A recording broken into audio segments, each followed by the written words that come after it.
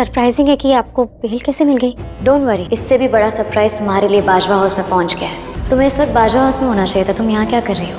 कैसा सरप्राइज? बोलो ना पार्वती, किस सरप्राइज की बात कर रही हो तुम? एक शर्त पे बताऊंगी। पहले तुम बताओ, तुम सब कुछ सच सच बताओगी या फिर जबरदस्ती तुमसे सच बुलवाना पड़ेगा? अगर तुम सब कुछ सच बताने के लिए रेडी हो तब मैं बताती हूँ, वरना क्या सच? क्या सुनना चाहती हो तुम? कौन से सरप्राइज की बात कर रही हो? क्या सरप्राइज भेजा है तुमने घर पे?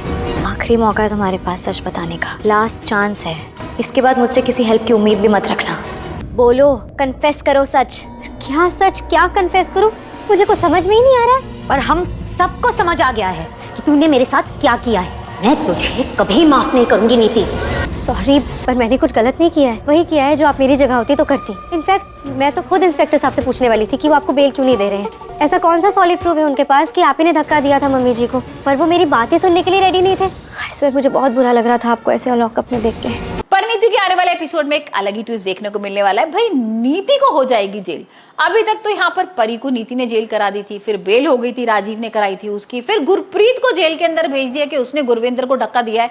लेकिन अब सच सामने आ जाता है राकेश का और राकेश को जेल के अंदर बंद कर देते हैं। हमने देखा था ना किस तरीके से यहाँ पर राकेश परी के आता है, ये कहकर के भाई तुमने तो पहले ये बोला था कि तुम पार्वती नहीं परी हो, तुमने खुलासा भी कर दोगी, उसके बाद में गुरप्रीत को जेल से बाहर भी निकालूंगा, और अब तुम मुंह कर रही हो, अब तुम ऐसा नहीं कर सकती हो परी। और यहाँ पर उसके संग जबरदस्ती करने की कोशिश करता है, लेकिन परी यहाँ पर रौद्र रूप ले लेती है और हम देखेंगे किस तरीके से माता रानी बनकर भाई उसका खात्मा कर रही है। डंडा वंडा ले लिया उसने हाथ में और उसको मार रही है। अब भाई राकेश तो इस समय होश में नहीं है, उसको वाकई में ऐसा लगता है कि माता रानी इसके ऊपर आ गई और वो डर के मारे भाग जाता है। लेकिन हम देखेंगे कि अंबिका जो है यहाँ पर पुलिस वगैरह लेके पहुंच जाती है अंबिका और कहती है कि ये जबरदस्ती मेरे घर में घुसा था और इसने बदतमीजी की है मेरी बेटी के संग, तो आप इसको गिरफ्तार करो।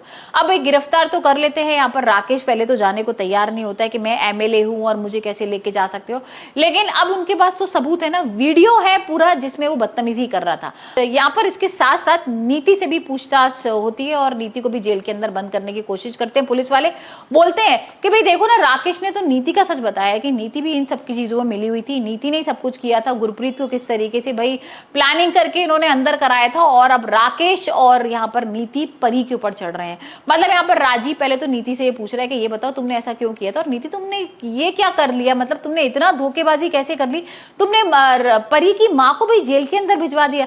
लेकिन यहाँ पर नीति और जो राकेश है ना वो बात को बदल रहे हैं, वो बार बार पार्वती के ऊपर सारा इल्जाम लगा रहे हैं और कह रहे हैं कि आपको पता नहीं है कि भाई ये पार्वती नहीं परी है और ये झूठा इल्जाम हमारे ऊपर लगा रही है, ये सब इसकी प्लानिंग है, ये हमें फंसा रही है। और यहाँ पर अब देखते हैं कि राकेश और नीति का सच किस तरीके से सामने आता है, क्योंकि बेबे भी लड़ने आ गई है। बेबे कह रही है अरे नीति तो बिल्कुल सही है और नीति तो बिल्कुल भी अपना कबूल मत करना जुर्म वगैरह, और तूने तो कुछ किया ही नहीं है ना, तू क्यों बार बार इनकी बातों में फंस रही है। और यहाँ पर इनके पास कोई सबूत वगैरह नहीं है। लेकिन परी ने भी बोल दिया कि भाई देखो ना, पुलिस वालों के पास तो सबूत है, पुलिस वाले ही खुद नीति को लेकर आए हैं यहाँ पर जेल में बंद करने के लिए, तो उनके पास पूरा ठोस सबूत है, वीडियो है नीति के खिलाफ। और अब देखते हैं नीति और राकेश किस तरीके से होते हैं एक्सपोज।